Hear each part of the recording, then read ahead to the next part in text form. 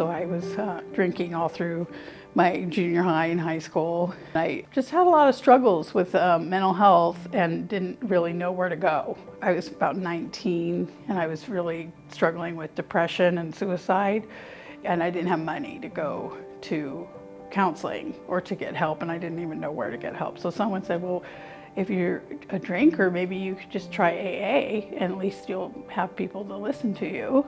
This was back when you had to call like you looked in the phone book and you looked up their number, and then you would call their central office and they would tell you where the meetings were. And then they were all very obscure addresses. So just that was scary. Then I'd get in there and there's all these there was a lot of men, and they're all smoking because you could still smoke in the rooms, and they're rough and tumble. Nobody's like, oh, hey, welcome, So it was just a very intimidating,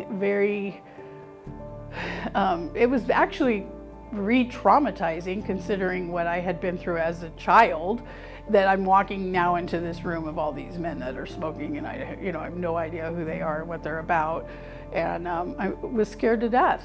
It was a hard thing to navigate because I didn't have other peers to compare notes to, or if I did make a friend that was close to my age, they'd end up going back out too. And it took me a long time to find the right support within the rooms, like finding a woman that could help me with that. Men and women have a different experience with addiction, and the reason that our reasons might be different of why we use and how we use, and there's a lot of trauma, I think, that doesn't get addressed. So when I had the opportunity to get my sober home, which I had somebody help me fund it, and that focus was on women. And then I worked on a crisis team as well with the suicide part a few years ago, and then now I'm working with Central City Concern, which is their FAN housing, which is the family housing for addiction. It's alcohol and drug-free housing for families.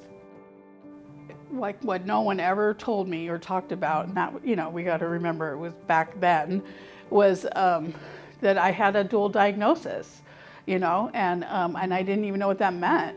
So I just thought AA was going to fix it all. Until you address trauma, you're not going to have a successful journey in recovery, because the trauma still sits there and it remembers. And I know that they talk about needing outside help, but we don't talk about that enough. Do you need further support for yourself? And I needed further support. So I suffered a lot in my recovery with depression, and I was a young, vibrant, smart woman, and I couldn't do life, even in recovery. And I look back now, because I've been treated now. I've gotten officially diagnosed, officially treated. I've been through tons of counseling and trauma work and EMDR, and I'm like, where was this way back, then? I would have loved to have had this in my life earlier so that it could have turned out a little different.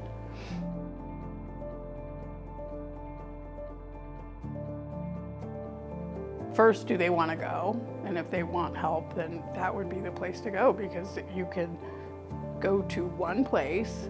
They have multiple services in one place. They can start, with your mental health, or we can start getting you treatment. I just think that it would be an easy one-stop shop, maybe not solve all the problems, but it would be a really good start. When people are ready and then there's no services, that's one of the most heartbreaking things, because they're ready, but I have nowhere to send them. I have nowhere to put you. I brought people into my own home and just sat with them while they're trying to detox, because there was no medical services available. So I'm just like, well, I'm here with you. I'm not gonna let you go.